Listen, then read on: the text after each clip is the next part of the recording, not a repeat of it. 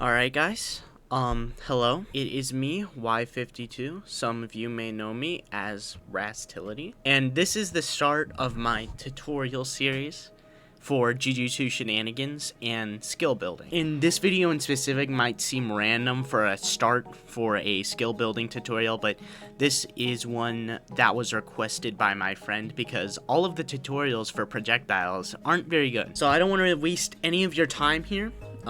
Let's get into making a projectile ability. So first off, we obviously want to get our touch block.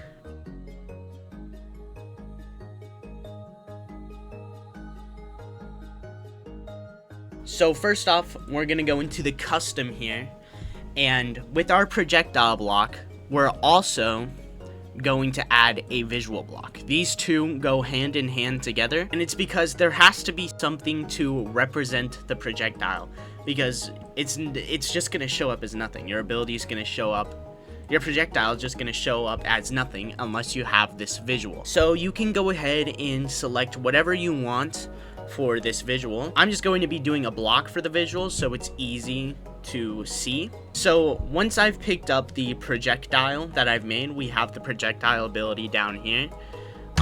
It obviously doesn't do anything. That's because you haven't set it up yet. So to set up the projectile, what you need to do is you need to go to the visual block, and then you're going to want to scroll down below the limb option.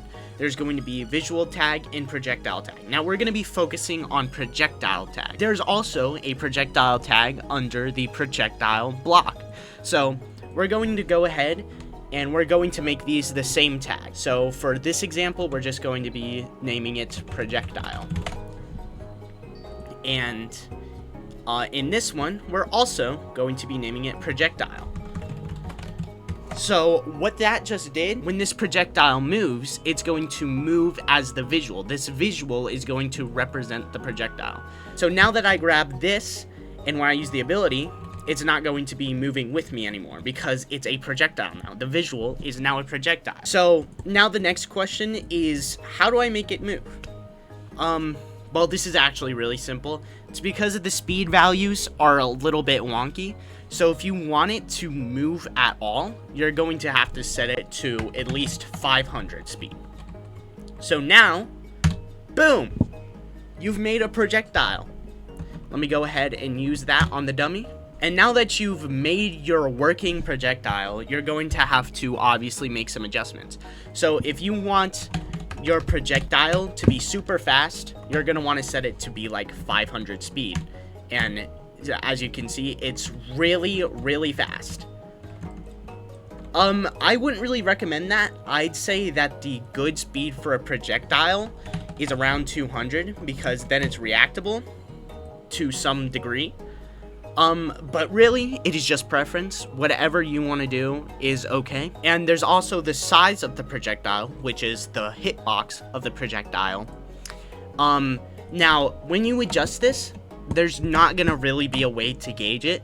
So if you want to gauge what the projectile is going to look like, you should just make a hitbox and then adjust that to whatever you deem fit. And now that you have a size that you think is okay for your projectile, you can go ahead and just paste that over to the projectile block and you can get rid of the hitbox. And so now it's going to hit much easier. It's going to hit much easier. Now you've actually made your projectile. But there's also these other options, which I'll go into. We've all seen these for hitboxes and stuff. Then there is aim last hit and continue. And there's also branch collide. And then there's also filter interval.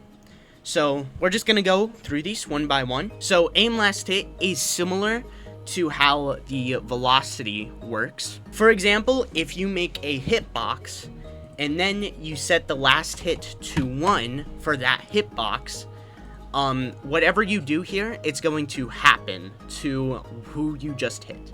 And it works very similar here. Instead of the person you hit being moved after you hit them, it's instead going to aim at the person you just last hit with this block. So to make our example here, we're just going to add a weight block Then we're going to add a hitbox. And I'm going to go up to this dummy over here with the hitbox. Again, this is not mandatory, it's just to show you what this does. So now that I've made these two things for the example, I'm going to set this value to 1 for aim last hit.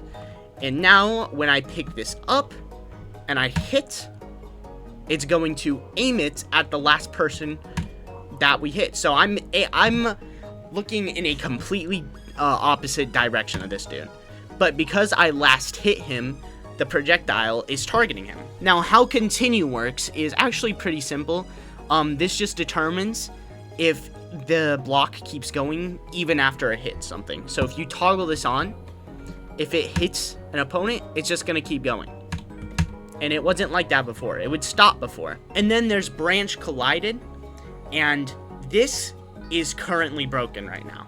A lot of people think that this is just a useless branch. It's just broken. So what it's supposed to do is it's supposed to do an action after it's collided with an object or a person. But instead that action just applies to you, which is not how it's supposed to be. It's broken. And then there's filter interval. And the best way to explain filter interval is that once this dummy gets hit, this interval is going to save it from getting hit again. So if I set this to 0 and then put it on continue, and I use the projectile on him, it's going to hit him multiple times. See, that was more damage than usual. It's doing much more damage than usual because this hitbox is hitting him multiple times.